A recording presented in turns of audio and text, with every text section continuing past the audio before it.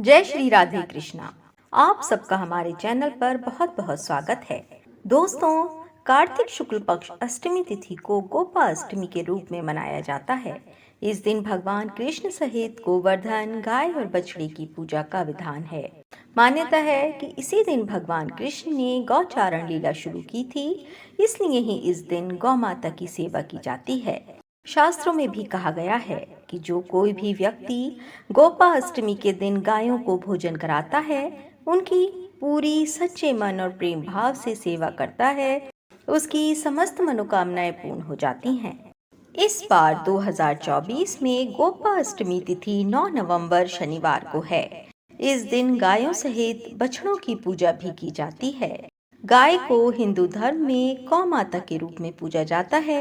ऐसे में अगर आज के दिन श्यामा गाय को हरा चारा या भोजन खिलाएं तो बहुत ही शुभ माना जाता है। जो भी व्यक्ति आज के दिन गौ माता की सेवा करते हैं, उनके जीवन में कभी भी कोई भी संकट नहीं आता है। साथ ही इस दिन पूजा पाठ के समय कथा भी जरूर पढ़ी जाती है, क्योंकि कथा सुनने से हमें अपनी पूजा का पूर्ण फल प्राप्त होता है। तो आज हम आपको गोपाष्टमी की एक सुंदर कथा सुनाने जा रहे हैं। दोस्तों, अगर आप कथा सुनते हैं तो पूरी सुने, क्योंकि आधी कथा सुनने से आप पाप के भागी बनते हैं। तो आइए गोपाष्टमी की कथा प्रारंभ करते हैं। बोलिए कृष्ण भगवान की जय, गौ माता की जय। भगवान गोपाल जब 6 साल के हुए, तब एक दिन वे अपनी माता यशोदा मैया से बोले कि मैया, अब मैं बड़ा हो गया हूँ। इस पर मैया यशोदा बोली, अच्छा लल्ला, अब तुम बड़े हो गए हो तो बताओ अब क्या करें। भगवान ने कहा, अब हम बछड़े चराने नहीं जाएंगे, अब हम गाय चराएंगे। मैया ने कहा, अच्छा ठीक है, लेकिन एक बार बाबा से पूछ लेना। तब भगवान कृष्ण नंद बाबा के पास गए और कहने लगे कि अब मैं बछड़े नहीं गाय चराने ले जाया करूंगा। नंद बाबा ने कहा, लाला, अभी तुम बहुत छोटे हो, अभी तुम बछड़े ही चराओ। भगवान ने कहा, बाबा, अब मैं बछड़े नहीं गाय ही चराऊंगा। नंद बाबा ने उन्हें समझाने की बहुत कोशिश की, लेकिन कृष्णा की हट के आगे उनकी एक न चली। फिर नंद बाबा ने कहा कि ठीक है, लेकिन पहले जाकर पंडित जी को बुला लाओ, ताकि उनसे गौचारण के लिए शुभ मुहूर्त का पता लगा सकूं।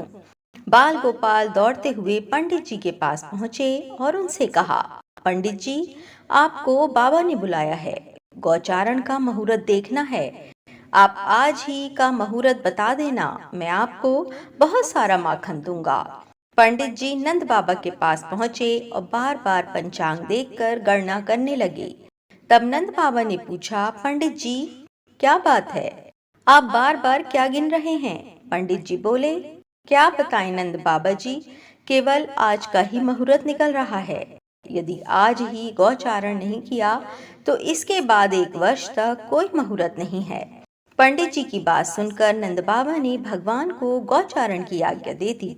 भगवान जिस समय भी कोई कार्य करें, वही शुभ मुहूर्त बन जाता है। भगवान उसी दिन से गाय चराने जाने लगे और वह शुभ तिथि कार्तिक मास में शुक्ल पक्ष की अष्टमी थी।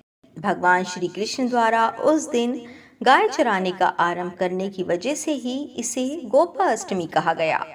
माता यशोदा ने अपने लल्ला का श्रृंगार किया और जैसे ही पैरों में जूतियां पहनाने लगीं, तो लल्ला ने मना कर दिया और बोले, मैया, यदि मेरी गाय जूतियां नहीं पहनती तो मैं कैसे पहन सकता हूँ? यदि पहना सकती हो तो उन सभी को भी जूतियां पहना दो। इसके बाद से भगवान जब तक वृंदावन में रहे, भगवान ने कभी भी अपने पैरों में जूतियां नहीं पहनी। आगे आगे गाय और उनके पीछे बांसुरी बजाते भगवान श्री कृष्ण, उनके पीछे बलराम और श्री कृष्ण के यश का गान करते हुए ग्वाल गोपाल, इस प्रकार से विहार करते हुए भगवान ने उस वन में प्रवेश किया। तब से भगवान की गौचारण लीला का आरंभ हुआ। जब भगवान गाय चराते हुए वृंदावन जाते, तब उनके चरणों से वृंदावन की भूमि अत्यंत पावन हो जाती। इसी दिन से गोपाष्टमी का पर्व मनाया जाता है। तो बोलिए कृष्ण भगवान की जय, गौ माता की जय। अगर आपको हमारी वीडियो अच्छी लगी हो तो चैनल को सब्सक्राइब, वीडियो को लाइक और शेयर अवश्य करें और कमेंट में राधे राधे अवश्य लिखें। धन्यवाद।